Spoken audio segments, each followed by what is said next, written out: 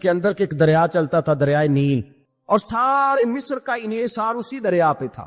فصلوں کو پانی بھی لگتا اسی سے، جانور بھی اسی سے پانی پیتے، کھیتیاں بھی اسی سے سیراب ہوتی. سال کے بعد وہ دریا خشک ہو جاتا تھا. سال کے بعد وہ دریا خشک ہوتا، اور جب خشک ہوتا نا تو ایک کواری لڑکی قتل کر کے دریا میں ڈالتے، پھر وہ دریا چلتا. آج بھی بہت ساری جگہوں پہ اوہام پرستی ہے، کہتے ہمارے آستانے کا طریقہ ہے. میں نے کہا آستانے کا اس آستانے کا طریقہ ہوتا ہے جس آستانے کا تعلق در مصطفیٰ سے ہوتا ہے. باقی کسی آستانے کا اپنا کوئی ذاتی طریقہ نہیں. طریقہ وہ جو میرے نبی پاک کا طریقہ ہے، اس سے ہٹ کر کون سا طریقہ ہے؟ ہمارے آستانے کا طریقہ ہے، ہماری یہ رسم ہے، ہمارا یہ رواج ہے. اٹھا کے بھاگ جاؤ رسم و رواج. ہمارے رسم و رواج رسول اللہ کی سنت کے پابند ہے. سارے بولیے صلی اللہ ہو، پھر ایک دفعہ پڑھیے درود شریف صلی اللہ، 3 دفعہ کر لے تاکہ طاق اداد ہو جائے. صلی اللہ ہو. نبی پاک صلی اللہ علیہ وسلم کا طریقہ اصل طریقہ ہے. حضرت عمر فاروق کو جناب عمر بن عاص اور کہتے ہیں کہ پکا طریقہ یہ تھا کہ جب تک لڑکی قتل کر کے ڈالتے نہیں تھے دریا چلتا نہیں تھا. حضرت عمر کو خط لکھا کہ حضور یہ معاملہ ہے، اور لوگ مجھے یہی کہتے ہیں. میں نے لوگوں کو سمجھایا ہے کہ اسلام ظلم کا حکم نہیں دیتا، ظلم کی اجازت نہیں دیتا، کیسے لڑکی قتل کی جائے؟ اب آپ بتائیں کیا کرنا ہے؟ حضرت عمر ایمان، یقین، استقامت، پہاڑ ہے یہ لوگ. حضرت عمر نے 2 خط لکھے، ایک حضرت عمر بن عاص کے نام، دوسرا دریائے نیل کے نام. 2 خط لکھے، ایک خط لکھا دریا کے نام، ایک خط لکھا عمر بن عاص گورنر کے نام خط لکھا. تو فرمایا جتنے یہودی ہیں، عیسائی ہیں، کمزور ایمان والے، سب کو دریائے نیل پہ لے جا، اور میرا یہ دوسرا خط دریا میں ڈال دے اور سب کے سامنے ڈالنا.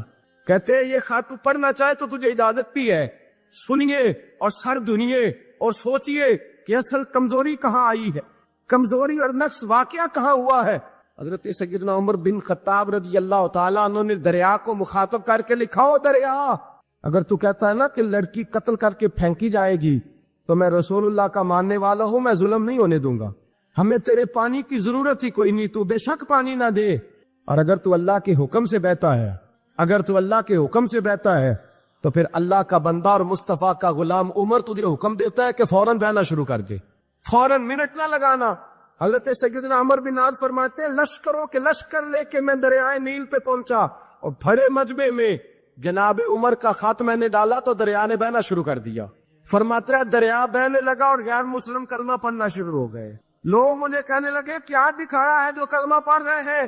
تو میں نے کہا دکھایا کچھ بھی نہیں، یہ حضرت عمر کے ایمان کی قوت کی برکت ہے کہ بہت سارے لوگوں نے کلمہ پڑھنا شروع کر دیا. یہ ایمان کی قوت. ڈرو مسلمان، سہما ہوا مسلمان. یہ کبھی امریکہ کے پیچھے بھاگتا ہے، کبھی یورپ کے پیچھے بھاگتا ہے، کبھی ادھر جاتا ہے، کبھی ادھر جاتا ہے. اپنی دنیا آپ پیدا کر، اگر زندوں میں ہے، سل آدم ہے، ضمیر کن فقہ ہے زندگی. جب ایمان کی طاقت پیدا ہوتی ہے، جب قوت پیدا ہوتی ہے، پھر انسان کے اخلاق سنور جاتے، پھر اس کا نظریہ سیدھا اللہ رسول کی ذات پر جا کے کھڑا ہوتا ہے. جنہیں آزمایا گیا تھا حضرت ابو بصیر رضی اللہ تعالیٰ. ہمیں تو تھوڑا سا جھٹکا لگ جائے نا مذہب کا، تھوڑا سا لوگ دین کی طرف آتے ہیں، اس میں نا تھوڑی تکلیف ہے. صحیح بخاری کی حدیث، اس میں تکلیف ہے، سچ کہہ رہا ہوں، صحیح بخاری کی حدیث ہے. ایک صحابی نے کہا تھا حضور میں آپ سے پیار کرتا ہوں. نبی پاک نے فرمایا اچھی طرح سوچ لے. سوڑیا نہیں پیار ہے. فرمایا چل پھر سوچ لے. حضور بڑا پیار. میں سوچ کے کہا محبوبہ بڑا پیار ہے. نبی پاک نے فرمایا پھر تیاری کر لے. جس طرح گہری جگہ پہ پانی تیزی سے آتا ہے، تیری طرف مشکلات بھی تیزی سے آئیں گی، تیزی سے. یہ شہادت گاہ الفت میں قدم رکھنا. لوگ آسان سمجھتے ہیں مسلمان ہونا. ذرا اچھی طرح سوچ لے، جو مجھ سے محبت کا دعویٰ کرے گا اسے تکلیف ہے، بولو اسے تکلیف ہے. یہ پکی بات. جو محبت میں مخلص ہو وہ دیکھ لے میں آزمائش میں کتنا ہوں.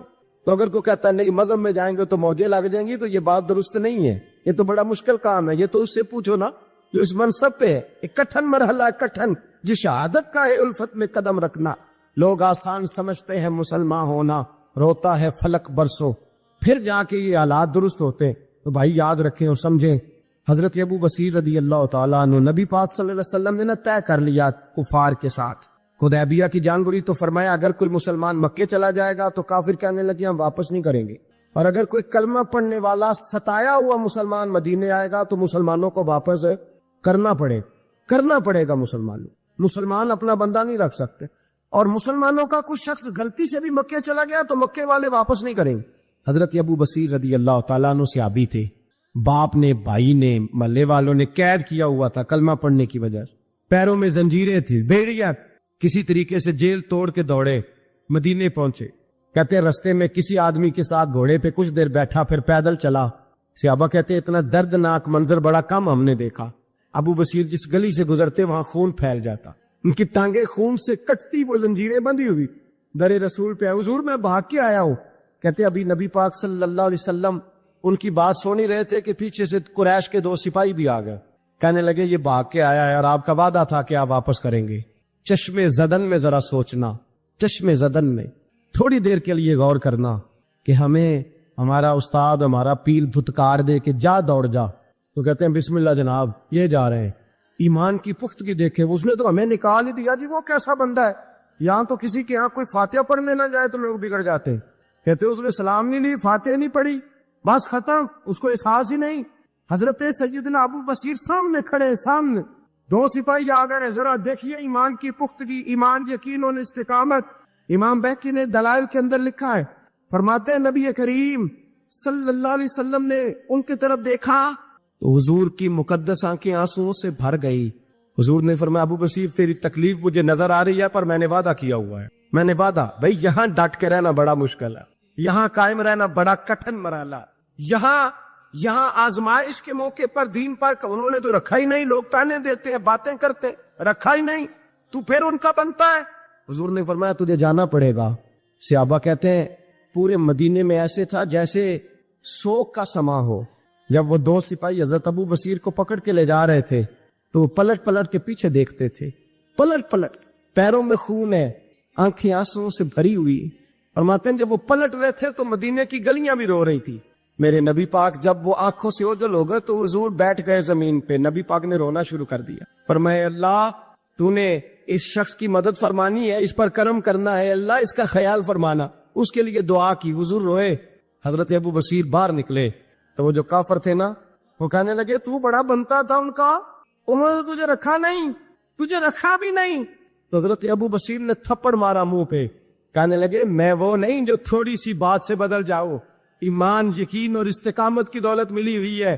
آپ فرمانے لگے میرا تو ایمان اور پختہ ہو گیا ہے کہ میرا نبی اپنے وعدوں کا بڑا پابند ہے، میرا رسول اپنے وعدوں کا بڑا پابند ہے. حضرت ابو بصیر کہتے ہیں مدینے کی سرحد گزر گئی تو میں نے کھینچی تلوار، ان میں سے ایک سپاہی اب آؤ میرے مقابلے میں جس نے آنا ہے.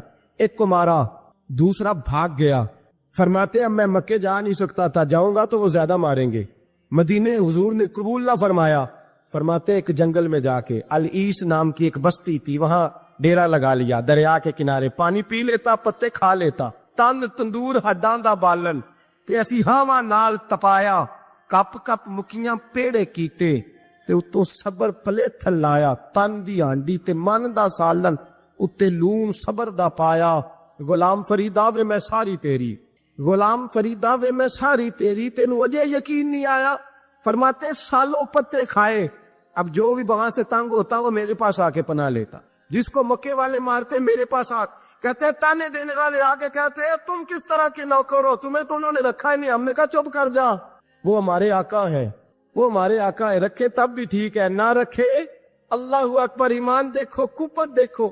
جڑیاں خسمان دی وچ رضا وسن پاگ جاگ لندے اوندا گولیاں دے میں گڈی ہاتھ ڈور سجن دے او جنج رکھے اونج رہنے. واجب نہیں جے وچ شریعت مندہ خسم نو کہنا. فرمایا بس ٹھیک ہے، جس طرح حضور راضی ویسے ہی ہم راضی. حضرت ابو بصیر رضی اللہ تعالیٰ عنہ کے پاس 300 صحابہ کٹے ہو گئے. 300. حضرت ابو بصیر جب مدینے کی سرحد سے گزر رہے تھے نا تو نبی پاک نے ایک آواز دی تھی. فرمایا ابو بصیر ایک وقت آئے گا کہ میرا پیغام تجھ تک پہنچے گا، ایک ٹائم آئے گا. حضرت ابو بصیر سے جب کوئی کہتا نا کہ زندہ کس بات پہ ہو تو فرمانے لگے مصطفیٰ کے فرمان پہ بڑا یقین ہے، بلاوا آئے گا، مجھے بلاوا، مجھے یقین ہے کہ مجھے بلاوا، بڑی امید ہے سرکار قدموں میں بلائیں گے، اور کرم کی جب نظر ہوگی مدینے مجھے یقین ہے کہ مجھے بلاوا. حضرت ابو بصیر رضی اللہ تعالیٰ عنہ فرماتے ہیں کہ وقت گزرتا گیا، 300 لوگ کٹھے ہو گئے. جب کوئی مسلمانوں کا قافلہ مکے کے پاس سے گزرتا تو مکے والے لوٹ لیتے تھے. حضور نے بھی اجازت دی مدینے والوں کو، اگر ان کا قافلہ کوئی آئے تمہیں بھی حملے کی اجازت ہے، کفر کا مال مال غنیمت ہے. حضرت ابو بصیر کہتے ہیں جب بھی ہمارے قریب سے وہ رستہ تھا شام کی طرف جانے کا، جب بھی کافر گزرتے ہم ان کے काफिले पकड़ लेते, लूटते। हम भी उनको उस तरह की सजा देते जो मुसलमानों को देते थे। फरमाते उनका जीना मुहाल हो गया। हाथ बांध के नबी पाक की बारगाह में गए, कहने लगे ये शिरक खत्म फरमा दे और आप उनको बुला ले। हजरत अबू बशीर फरमाते मैं बूढ़ा आदमी था, दिन भर मैं काम करता, मेहनत करता, उस इलाके में खेती बाड़ी करता। जब रात होती तो मैं किसी पहाड़ के टीले पे बैठता और मदीने की जानिब मुंह कर लेता और मैं इंतजार करता बुलावा कब आएगा, कब हुजूर का पैगाम आएगा, मैं इंतजार करता। हजरत अबू बशीर रदी अल्लाह तआला अन्हु बीमार हो गए, शदीद बीमार, सख्त बीमार थे। तो कुरैश ने शेख खत्म की। हजरत अबू हुरैरा कहते हैं नबी पाक ने 2 सहाबा को रुका दिया, फरमाया जाओ उसे जाके कहो आ जाए, उसे कहो आ जाए। सहाबा कहते हैं हम पहुंचे तो उनका आखिरी वक्त चल रहा था, आखिरी हिजकियां थी। ईमान और यकीन देखो, आखिरी हिजकियां। लोग कहते अबू बशीर वक्त आ गया, वो कहते नहीं अभी वक्त नहीं आया, वक्त तब आएगा जब नबी पाक का बुलावा आएगा। हुजूर का वादा था, वक्त तब आएगा जब मेरे नबी का बुलावा आएगा, भी बुलावा नहीं आया तो अबू बशीर का वक्त भी नहीं आया। सहाबा कहते हमने जाके रुका, थमाया, उठने की भी ताकत नहीं थी। जब हुजूर का रुका लिया ना तो दोनों यूं मुट्ठियां बंद कर ली, गोया झूम झूम के नारे लगाने लगे, कहने लगे आओ देखो मेरे नबी के वादे कितने सच्चे हैं, आओ देखो हुजूर के वादे। चूमते हुजूर का नामा सर पे रखते, सीने से लगाते और कहते हैं फिर बुलंद आवाज से कलमा पढ़ने लगे। कहने लगे हुजूर में हाजिर हुआ, या रसूल अल्लाह में आया। कहते बुलंद आवाज से कलमा पढ़ो और उनकी रूह परवाज कर गई, उनकी रूह परवाज कर गई। नबी रहमत सल्लल्लाहु अलैहि वसल्लम के गुलामों का यकीन, एतमाद इतने आला दर्जे का। कमजोर मुसलमान, दाएं बाएं देखता मुसलमान, कुफर के वादों पर एतबार करता, यहूदी ईसाई और सिख के वादों पर एतबार करता, दुनियादार ठग और चोर के वादे पर एतबार करता, ये रब करीम के वादे पर एतबार नहीं करता। ये अल्लाह रसूल के साथ अपनी तवज्जो को मबजूल नहीं करता।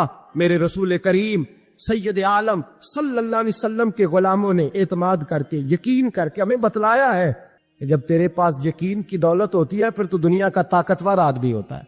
जब तेरे पास ईमान की कुव्वत होती है तो दुनिया का सबसे मजबूत शख्स होता है। अपने आप को मजबूत करें।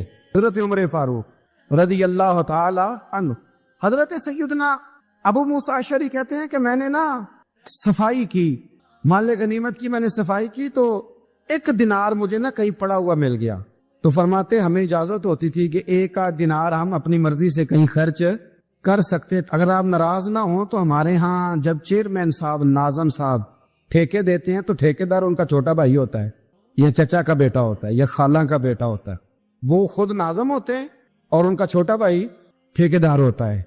यानी वो ना सारा कुछ घर के अंदर ही रहता है, घर के अंदर एक पैसा देता है, दूसरा वापस उसको वापस कर देता है, घर के अंदर ही। अब तो खैर हमारे लोग समझदार हो गए, एक बंदा एक सियासी जमात में होता है, दूसरा दूसरी में, और तीसरा जिसकी भी हुकूमत है, ये हुकूमत तो हमारी रहेगी ना, तो एक बंदा तो है ना उस जमात। ये अच्छा लोगों ने एक तरीका निकाला है। तो हजरत उमर के बेटा गुजर रहा था तो हजरत अबू मूसा अशरी कहते हैं मैंने सफाई की तो 1 दिनार निकला, तो मैंने वो 1 दिनार ना हजरत उमर के बेटे को दे दिया। मैंने कहा लो बेटा अपने चचा की तरफ से तोहफा। और घर जाके उन्होंने हजरत उमर को बताया कि चचा ने पैसे दिए हैं, छोटे बच्चे थे। हजरत उमर ने हजरत अबू मूसा अशरी को बुला लिया और बुला के फरमाने लगे मैं तो तुम्हें अपना दोस्त जानता था और तूने मेरी औलाद को ही दुनियादार बनाना शुरू कर दिया, मेरे बच्चों को ही तुमने दुनियादार पैसों पे लगाना शुरू कर दिया, मैं तो तुम्हें यार समझता। फरमाया तुम्हें चाहिए था मेरे बेटे को नसीहत करते कि बेटा पैसों से रब राजी नहीं होता, उसकी रिजा वाले काम किए जाएं तो रब राजी होता है। और फरमाया तुम्हें कोई और घर नहीं मिला था तबाह करने के लिए, मेरा ही घर मिला था, उठाओ अपना दिनार और खबरदार आज के बाद मेरे बच्चों के साथ ये वाली नेकी ना करना। और हमारा क्या स्टेटस है, दोस्ती है ये उससे जो तोहफे ज्यादा दे, ये बच्चों को खराब करने में मदद ज्यादा करे, उसके साथ गिरा। हजरत उमर ने घर पे और सबसे बढ़कर अपनी जात में तवज्जो की। हजरत अबू मालिक रदी अल्लाह तआला अन्हु कहते हैं मैं उमर के पीछे पीछे एक बाग में गया, अक्सर उस बाग में जाया करते थे। और उमर जाके ना तो दरख्त के नीचे बैठ गए और फरमाने लगे ओ अमीरुल मोमिनीन अल्लाह से डर जा, वरना जिस रब ने हुकूमत दी है वो अजाब भी बढ़ा देगा, डर जा रब से। कभी सारी जिंदगी हजरत उमर ने अपना कोई तारुफ नहीं कराया, कभी नहीं। एक बंदे ने आपके सामने तारीफ कर दी आपकी तो फरमाने लगे तो खुद भी हलाक हुआ और मुझे भी हलाक कर दिया, क्या जरूरत पड़ी है मेरी तारीफें करने की, इतनी देर मेरी तारीफ में लगाई। अल्लाह का जिक्र करता रब तुझे सवाब देता, हुजूर पे दुरूद पड़ता तो रब तेरे ऊपर रहमतें नाजिल करता, किस चक्कर में। आज जितना अच्छी कोई खुशामद करे उतनी अच्छी वजारत मिलती है, जितनी अच्छी उसको जो है वो चापलूसी करनी आया दर्जा भी उसे उतना ही اچھا ملتا ہے. حضرت عمر فاروق رضی اللہ تعالیٰ عنہ آپ کے بیٹے کہتے ہیں, صاحب فتوح الشام نے لکھا ہے, آپ کے صاحبزادے کہتے ہیں میں نکلا تو میرے ابا جی نا اپنی پشت پر مشکیزہ رکھ کے کنویں سے پانی بھر کے آ رہے. میں دوڑ کے آگے گیا, میں نے کہا ابا جی مجھے دے دے. فرمانے لگے بیٹا تیرا کیا خیال ہے, کوئی اور نہیں تھا مشکیزہ بھر کے لانے کے لیے, تیرا کیا خیال ہے؟ کہا ابا جی بڑے لوگ تھے پر آپ کیوں اٹھا رہے ہیں؟ فرمانے لگے نفس نا ذرا میرا بڑا ہو گیا تھا, اسے ذرا ذلیل کر رہا ہوں, ذرا اپنا محاسبہ کر رہا ہوں. یہ مجھے کہہ رہا تھا تو بڑی چیز ہے, تو میں نا ابھی مشکیزہ گھر رکھ کے آؤں گا, پھر تیری ماں نے مجھے کہا ہے کہ گھر میں لکڑیاں کوئی نہیں جلانے کے لیے, پھر میں جنگل سے لکڑیاں کاٹ کے لاؤں گا. اب میں امیر المومنین بن کے نا تو میرا نفس تھوڑا بڑا ہو گیا. اب یقین کریں ہمارا آزما خراب ہو جاتا ہے جب تک ہمارا تعارف صحیح نہ ہو, ہمارا تعارف ٹھیک نہ ہو. میں یہ ہوتا ہوں, میں وہ ہوتا ہوں, چھوڑ مٹی دیں تے مٹی رہنا ہی, مٹی دیں تے مٹی دیں تے مٹی رہنا ہی. ایویں کادی بلے بلے اج مٹی دے اتے بندیا تے کل مٹی دے تھلے, مٹی دیں تے مٹی رہنا ہی. کادی بلے, مجھے پوچھ لو, مجھے جان لو, میرا نام لے لو, میں بھی آیا ہوں, میں بھی ہوتا ہوں, میرا بھی یہ تذکرہ ہے. میں بدکار پرانا خادم کسے در ملی نٹ ہوئی, یہ تے واصف یار نے نظر جو کی تھی تے واصف واصف ہی ہوئی. یہ تو بڑی بات کی بات ہے, تو بات کی بات ہے صاحب, ورنہ من دانم کے من دانم, جو ہم ہیں اس کا ہمیں پتا تو ہے نا بھائی. کبھی بھی یہ جو ذات کا چکر ہے نا, میں بھی ہوں, مجھے بھی, او بھائی یاد رکھو میں کون ہوں. یہ جو نام نمود اور یہ خواہشیں اور یہ جو بکار, یہ تو کمزور لوگوں کا طریقہ ہے. جس کو اپنا تعارف کرانا پڑ گیا اس سے بھی زیادہ کمزور کوئی ہے. فوٹو میں دکھاتا پھرتا ہے فلانے کے ساتھ فوٹو فلانے, تو کمزور بندے یہ کام کرتے. حضرت عمر فاروق اللہ اکبر, حضرت عمر جیسا بندہ 24 لاکھ مربع میل کا حکمران, اور شاہ روم کو خط لکھ کے کہتا ہے میں منت نہیں کرتا میں حکم دیتا ہوں. اتنا تگڑا بندہ. جنگ قادسیہ کے لیے حضرت سعد بن نبی وقاص کو بھیجا, فتوح الشام پڑھ کے دیکھیں. حضرت عمر بڑے پریشان ہیں, اتنے دن ہو گئے کوئی رپورٹ ہی نہیں آئی. اب تو موبائل ہے نا, ایک ایک منٹ کی رپورٹ لیں آپ, بلکہ آپ ایک منٹ کی فوٹو لیں, آپ رپورٹ تو دور رہ گئی. حضرت عمر فاروق رضی اللہ تعالیٰ عنہ بڑے پریشان ہیں کہ قادسیہ میں حضرت سعد بن نبی وقاص کے ساتھ لوگ جہاد کرنے گئے, رپورٹ کوئی نہیں آئی. اتنے پریشان تھے کہ باہر نکل کے نا اس رستے پہ بیٹھ جاتے جو رستہ قادسیہ کی طرف سے آتا تھا. اس جو بھی آتا جاتا پوچھتے جنگ کے کیا حالات ہیں. ادھر جب اللہ نے فتح دے دی نا, تو حضرت سعد بن نبی وقاص رضی اللہ تعالیٰ عنہ نے ایک قاصد کو خط دے کے بھیجا, کہنے لگے عمر کے پاس جاؤ, انہیں اطلاع دو کہ الحمدللہ اللہ نے اسلام کو فتح عطا کر دی. یہ حضرت عمر کو جا کے دینا. وہ بڑے پریشان ہوں گے. وہ جو اس زمانے میں اس طرح ہوتا تھا کہ کئی دور دور سے صحابہ جو دوسرے شہروں کے ملکوں کے رہنے والے ہوتے تھے, وہ بھی آ کے شامل ہو جاتے تھے جہاد میں. کوئی ایک دفعہ مدینے آیا, کوئی 2 دفعہ آیا, پھر اپنے اپنے علاقوں میں. بہت سارے لوگوں نے زیادہ دفعہ حضرت عمر کو دیکھا بھی نہیں تھا.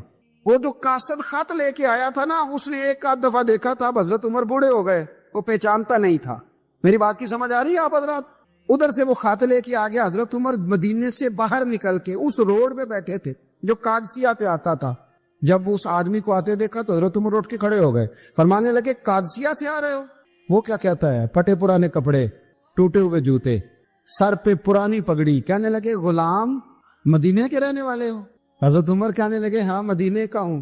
کہا میں قادسیہ سے آیا ہوں, الحمدللہ اللہ نے اسلام کو فتح دے دی ہے, الحمدللہ کفر کی کمر ٹوٹ گئی ہے. اس نے یہ بات کر کے تو گھوڑے کو ایڑی لگائی, گھوڑا دوڑنے لگا مدینے کے. حضرت عمر بھی ساتھ ساتھ دوڑ رہے. فرمانے لگے اچھا بتاؤ خالد بن ولید کا کیا حال ہے؟ تھوڑا آگے جا کے فرمانے لگے اسامہ بن زید کیسے؟ وہ کہتے ہیں ٹھیک ہے. پھر اس نے اور گھوڑا, عمر ساتھ ساتھ دوڑ رہے ہیں, ساتھ ساتھ. 24 لاکھ مربع میل کا حکمران, ایک جوتا پیر سے نکل گیا, عمر دوڑ رہے ہیں. آگے جا کے پوچھتے ہیں سعد بن نبی وقاص کا کیا حال ہے؟ کہ حضور وہ بھی ٹھیک ہے. کتنے لوگ میرے شہید ہو گئے مسلمانوں میں سے؟ کہنے لگا صحیح گنتی کا نہیں پتا, یہ لفظ ادا ہوتے ہوتے مدینے کی سرحد آ گئی. لوگوں نے عمر کو گھوڑے کے ساتھ دوڑتے دیکھا تو کہا امیر المومنین کیوں دوڑ رہے ہیں؟ وہ غلام چھلانگ لگا کے نیچے آیا, قدموں میں بیٹھ گیا. کہنے لگا حضور آپ نے بتایا ہی نہیں آپ امیر المومنین ہیں. آپ فرمانے لگے کیا بتاتا, میں تو اونٹ چرانے والے کا پتر ہوں, کیا بتاتا. وہ عمر ہوں جس نے اپنے گناہوں کا حساب دینا ہے, کیا بتاتا. جو سعد بن نبی وقاص کو جہاد پہ بھیج کے خود بزدلوں کی طرح گھر میں بیٹھا ہے, کیا بتاتا. کوئی حیثیت نہیں, کوئی تو نے اچھا کیا, تو مجاہد تھا, مجھے ساتھ ساتھ دوڑایا, تو نے اچھا کیا. اتنے لوگ تھے چیخیں مار کے رونے لگے. حضرت فاروق اعظم سے کہنے لگے عمر جب تک تیرے جلوے رہیں گے اللہ کامیابیاں ہی عطا فرمائے گا, جب تک تیرا رنگ رہے گا اللہ تعالیٰ نوازتا ہی رہے گا. کچھ نہیں کبھی اپنا آپ ظاہر ہی نہیں کیا.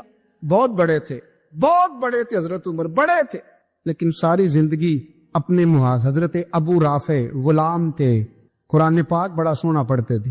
حضرت عمر جب بھی انہیں ملتے کہتے ابو رافع تو عمر سے اچھا ہے, قرآن بڑا شاندار پڑھتا ہے. تو وہ کہتے حضور اگر میں قرآن صحیح پڑھتا ہوں تو آپ کو قرآن کی تشریح زیادہ صحیح آتی, آپ بھی تو مجھ سے افضل ہیں. تو آپ فرماتے نہیں پھر بھی تو مجھ سے افضل ہے. کیوں؟ اس لیے کہ تو اپنے غلام اپنے آقا کی نوکری بھی ٹھیک کرتا ہے اور رب کی عبادت بھی ٹھیک کرتا ہے, اور مجھے خالص صرف عبادت کرنی ہوتی ہے وہ بھی ٹھیک نہیں کر پاتا. ساری زندگی اپنا محاسبہ, ساری زندگی اپنے گریبان میں دیکھا, ساری زندگی اپنے آپ کو پرکھا, اپنے آپ کو ٹٹولا. 65 سال عمر بیت گئی. حضرت حذیفہ بن یمان ایک صحابی تھے, میرے نبی کریم علیہ السلام ان سے راز کی باتیں کرتے تھے. ہر بندے کا عزمہ ٹھیک نہیں ہوتا, سب سے راز کی بات نہیں کرنی چاہیے. حضرت حذیفہ بن یمان کہتے حضور راز کی باتیں بتاتے. مدینہ منورہ میں جو منافقین تھے ان کی لسٹ بھی نبی پاک نے حضرت حذیفہ بن یمان کو دی تھی. جب کوئی مشکوک آدمی مر جاتا نا تو صحابہ کہتے ہم دیکھتے اگر حضرت حذیفہ نے جنازہ پڑھا تو ہم بھی جنازہ پڑھ لیتے. نبی پاک نے بھی کچھ جنازے نہیں پڑھے. ترمذی میں ہے, فرمایا عثمان سے جو بغض رکھے اس کا جنازہ نہیں پڑھیں گے. حضرت حذیفہ بن یمان اگر جنازہ پڑھتے تو لوگ پڑھتے, وہ نہ پڑھتے تو لوگ جنازہ نہ پڑھتے. حضرت حذیفہ بن یمان کہتے ہیں جناب عمر فاروق کی خلافت کے آخری ایام تھے, کچھ دنوں کے بعد وہ شہید ہو گئے. فرماتے آدھی رات کا وقت تھا, میں گھر میں سویا تھا بڑا بے فکر, اچانک میرے دروازے پہ دستک ہوئی, میں گھبرا کے اٹھا, اتنی رات کو کون آیا؟ کہتے قربان جاؤں, دروازے پہ گیا تو امیر المومنین فاروق اعظم دروازے پہ. میں نے کہا عمر کوئی حکم تھا تو مجھے بلا لیتے. کہنے لگے میں نا امیر بن کے نہیں آیا, تیرا ویر بن کے آیا ہوں. امیر المومنین کی حیثیت سے سرکاری کام سے بلاتا تو وہاں بلاتا, مجھے ایک ذاتی کام پڑ گیا. کہتے میں نے عمر کو گھر کی اندر بلا کے چارپائی پہ بٹھایا. میں نے کہا حضور میں غریب آدمی, میں کیا آپ کے کام آ سکتا ہوں؟ تو کہتے انہوں نے نا مجھے ساتھ بٹھا لیا, پھر میرا ہاتھ پکڑ لیا. کہنے لگے تو عمر کو جانتا ہے؟ عمر جھوٹ نہیں بولتا. تو جانتا ہے عمر وعدوں کا پکا ہے؟ کہا حضور جانتا ہوں. کہا میں اس وقت آیا ہوں جب دیکھ بھی کوئی نہیں رہا. حضرت حذیفہ بن یمان کہتے ہیں پریشان ہو گیا, حضور پہلیاں نہ بجوائے, مہربانی کر بتائیں کدھر آئے ہیں. تو حضرت عمر فاروق فرمانے لگے 62 سال کا ہو گیا ہوں, 63 میں چل رہا ہے, داڑھی سفید ہو گئی ہے, پھل پک گیا, اٹھ فریدہ ستیا, داڑھی آ گئی کور, اگا نیڑے آ گئی, پیچھا رہ گئی دور, اب نہ اب قبر اشر کا معاملہ صاف نظر آنے لگا ہے. کہا حضور مجھ سے کیا چاہتے ہیں؟ حضرت عمر رو پڑے, کہنے لگے آج میں عشاء کے بعد نکلا ہوں تو نبی پاک کے صحابہ مجھے نیک کہہ رہے تھے, پھر میں نے بچوں کی ماں سے اور بچوں سے بھی پوچھا ہے, وہ بھی مجھ سے راضی ہیں. پر حذیفہ تیرے ساتھ نبی پاک راز کی باتیں کرتے تھے, سچ بتا کہیں عمر کا نام منافقوں میں شامل تو نہیں؟ سچ بتا ان منافقین میں تو شامل نہیں, کہیں اوپر سے تو نہیں سارا کچھ؟ حضرت حذیفہ بن یمان کہتا ہے میں باپ کے مرنے پہ اتنا نہیں رویا جتنا عمر کے سوال پہ رویا. میں قدموں میں بیٹھ گیا, میں نے کہا نہیں عمر یہ تو میں نے نہیں سنا, لیکن یہ میں نے نبی پاک سے ضرور سنا ہے کہ میرے بعد اگر کوئی نبی ہوتا تو عمر ابن خطاب ہوتا. یہ میں نے اپنے کانوں سے سنا ہے کہ عمر جس گلی سے گزرے شیطان راستہ بدل جاتا ہے. یہ میں نے اپنے کانوں سے سنا ہے کہ 950 سال حضرت جبریل جناب عمر کی شان بیان کریں تو پھر بھی بیان نہیں ہو سکتا. یہ میں نے ضرور سنا. دوستو ساری زندگی حضرت عمر نے اگر دوسروں کا محاسبہ کیا تو اپنا اور اپنے بچوں کا بھی کڑا خیال رکھا, اپنی ذات پر بڑی توجہ دی. جو لوگ اپنا بھول جاتے نا, ہمیں اپنی صحت کا بڑا خیال ہے لیکن اپنی روحانی زندگی کا کوئی خیال نہیں ہے, قلبی زندگی کا کوئی تصور نہیں ہے. آپ یقین کریں موٹا آدمی کمزور ہونے کے لیے جدوجہد کر رہا ہے, کمزور طاقتور ہونے کے لیے, لیکن جس کو کتنے دن بیت گئے اللہ رسول کی یاد میں رویا ہی نہیں, کتنے دن بیت گئے نہ سننے کو دل ہی نہیں چاہا, جسے مہینوں بیت گئے اور قرآن پاک کی طرف نظر ہی نہیں گئی, وہ فکر مند ہی نہیں. زندگی زندہ دلی کا نام ہے, مردہ دل کیا خاک جیا کرتے ہیں. بھائی حضرت عمر کی زندگی دور حاضر میں ہمیں یہ سبق دیتی ہے کہ کڑی نگرانی رکھو اپنے پودوں کی, کڑا خیال رکھو اپنے ذاتی باغ کا, اور یہ جو تمہارے دل کی دنیا ہے یہ تمہاری روح کی زندگی ہے, اس کا محاسبہ کرتے رہو. نبی کریم علیہ السلام نے فرمایا اپنا حساب خود کر لو قبل اس کے کہ تمہارا حساب کیا جائے. اپنا حساب بولیے, اپنا حساب. ہم ساری دنیا کا حساب کرتے پھرتے ہیں, کوئی کہاں سے کماتا ہے کہاں کھاتا ہے, پر اپنا حساب حضور نے فرمایا حساب کر لو قبل اس سے کہ تمہارا حساب. مولا علی فرماتے ہیں نماز پڑھ لو قبل اس کے کہ تمہاری نماز پڑھی جائے. یہ بڑا عجیب معاملہ ہے کہ ہم جتنے لوگ ہیں ہمارا معیار یہ ہے کہ سامنے والا غلط ہے اور میں ٹھیک. یعنی دوسرے کا بچہ گلی میں نظر آ جائے تو اس کی غلطیاں نکلنی شروع ہو جائیں گی, اور میرا بچہ سارا شہر گھوم آئے ایک ٹائر پہ موٹر سائیکل پہ, تو ہم کہتے ہیں کہ ابھی بچہ ہے, انشاءاللہ سیانا ہو جائے گا. اگر ابا جی آج تک سیانے نہیں ہوئے کس کو سمجھا لیں, تو پھر بیٹے کا سیانا ہونا تو ہو سکتا ہے کہ وہ 60-70 سال لگ ہی جائیں. گھر کے اندر جب تک توجہ نہیں ہوتی, اور سب سے پہلے جب تک اپنی ذات پر توجہ نہیں ہوتی, تو والد کا جب تک کردار بچے نہیں دیکھتے جب تک, اتنی دیر تک ان کا تبدیل ہونا ممکن نہیں ہوتا. حضرت عمر فاروق رضی اللہ تعالیٰ عنہ نا باہر والوں کا بھی بڑا سخت حساب کرتے تھے. بڑا ایک گورنر صاحب نے لباس بڑا شاندار پہننا شروع کر دیا تھا, تو حضرت عمر نے اتروا کے نا تو انہیں ٹاٹ کا لباس پہنا کے تو اونٹ چرانے کی ڈیوٹی دے دی تھی. اتنا سخت احتساب کرتے. کسائی کی دکان پر بھی 1-2 گھنٹے کھڑے ہوتے تھے. جو آدمی مسلسل 2 دن گوشت خریدتا تھا نا, فرماتے تھے اس کا ٹیکس بڑھا دو, لوگوں کو دال نہیں مل رہی اور یہ روز گوشت کھاتا ہے. حضرت فاروق اعظم, اس کو جزیہ کہا جاتا تھا, کچھ اور معاملات ہوتے تھے بڑھا دیتے تھے. مسلسل جو 2 دن آدمی گوشت کھاتا تھا فرماتے تھے مدینے میں غربت ہے, اگر یہ والا نظام تم کرو گے تو غریب لوگ کس کی طرف دیکھیں گے. لیکن اس سے زیادہ بڑھ کر جو ان کی زندگی کا معیار اور سٹیٹس تھا وہ یہ تھا کہ اپنے گھر کا خاص خیال رکھتے, خاص توجہ کرتے. ملک شام سے اور ایران سے کچھ لوگ آپ کی خدمت میں آئے, تو وہاں سے کچھ کنیزیں بھی آئیں. ان کے بادشاہ پیغام لے کے, شاہ ایران کی کنیز کو ملکہ نے کہا کہ نا حضرت عمر کی زوجہ کو دیکھ کے آنا ذرا کس طرح کی. ہمارے ملک میں کیا کہتے ہیں, خاتون اول, جی خاتون, باقی سارے دو میں خاتون اول, ذرا خاتون اول کو دیکھ کے آنا.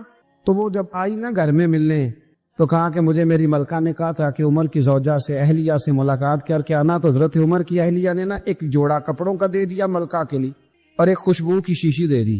اب جب وہ تحفے وہاں گئے تو اس ملکہ نے نا کچھ سونے کا سامان بھیجا, کچھ زیورات بھیجے, کچھ تحائف بھیجے. جب حضرت عمر کے گھر آئے نا, وہ خادم لے کے آیا, اس نے کہا جی آپ کی اہلیہ نے تحفے بھیجے تھے. تو جواب میں شاہ ایران کی بیوی نے, یہاں جس ملک کا وہ سفیر تھا, انہوں نے بھی یہ بھیجے. تو حضرت عمر فاروق نا وہ تحفے لے کے گھر گئے, تو جا کے کہنے لگے اپنی اہلیہ سے, یہ تو کب سے تحفے تحائف بھیجنے لگ گئی ہے, یہ کب سے نظام شروع ہو گیا؟ تو کہ حضور تحفہ دینا لینا تو ٹھیک ہے, سنت ہے, محبت بڑھتی ہے, تو یہ کوئی قباحت نہیں, اور میں نے اپنی ذاتی استعمال کے لیے جو چیزیں رکھی تھی وہ میں نے دی ہیں. تو حضرت عمر فاروق رضی اللہ تعالیٰ عنہ فرمانے لگے ہم نے کسی ملک کے ساتھ اور اس کے بادشاہ کے ساتھ ذاتی تعلق نہیں بنانا. تعلق جو بھی بنے گا رسول اللہ کے دین کی برکت سے بنے گا. ذاتی رشتے نہیں ہم نے قائم کرنے. ذاتی آپ کے ملک کی جو ایئر لائن جس کا ہر سال خسارے کا ڈنڈورا پیٹا جاتا ہے نا, وہ ہمارے بادشاہ صاحب اور صدر صاحب اگر غیر ملکیوں کو گھوڑا کبھی بھیجنا ہو نا, گھوڑا, تو پورا ایک جہاز گھوڑا لے کے تحفے میں جاتا ہے. پورا جہاز غریب قوم کا یہ سرمایہ, اور قوم بڑی بادشاہ ہے, لائنوں میں لا کے ووٹ دیتی ہے. 2 کام ہمیشہ لائن میں لا کے کرنے, ایک بل لائن میں لا کے جمع کرانا ہے, اور ایک ووٹ لائن میں لا کے, تاکہ پھر پورے 5 سال لائن میں ہی لگے رہیں. مرضی سے آپ ووٹ دینا, پر جو بات درست ہے اس کو سنو. حضرت عمر فاروق رضی اللہ تعالیٰ عنہ نے اپنی اہلیہ سے پوچھا کتنے کا تھا وہ تیرا جوڑا اور خوشبو کی شیشی؟ انہوں نے کہا 3 دینار کی. فرمایا یہ 3 دینار تیرے, اور باقی جو تحفے آئے ہیں وہ تو خود کہہ, کیونکہ اس نے تیرے نام بھیجے ہیں. تو کہہ کہ میں مال غنیمت میں دیتی ہوئی, تو کہہ میں مسلمانوں کو کہہ. تو زوجہ ہنس پڑی, کہنے لگی میں نام ہی کہوں تو مجھے کہنا تو پڑے گا ہی, کہنا تو میں نے ہے ہی, کیونکہ سامنے عمر فاروق ہے, لہذا پھر میں کہہ دیتی ہوں میں نے دیا خزانے کو. حضرت عمر نے جمع کرا لیا. میں یہ کیا بات ہوں, میرے گھر والے جو مرضی کریں, ان کا معیار زندگی جس طرح کا مرضی ہو. اور حضرت عمر ایک جملہ کہا کرتے تھے, اللہ کرے کہ یہ باتیں اس دور حاضر میں ہماری سمجھ میں آئیں. حضرت عمر فاروق رضی اللہ تعالیٰ عنہ اپنے بچوں کو فرمایا کرتے تھے کہ بہت آدمی کو بھوک لگی ہو نا, اور پھر اس کی پسند کا کھانا پکا ہو, جتنے شوق سے وہ اس کھانے کو دیکھتا ہے نا, فرمایا اس طرح پوری قوم اپنے بادشاہوں کے خاندان کو دیکھتی ہے. اس تیزی کے ساتھ دیکھتے ہیں کہ ان کے گھر میں کیا ہو رہا، ان کا معیار زندگی کیا ہے، ان کا سٹیٹس کیا ہے۔ سیدنا فاروق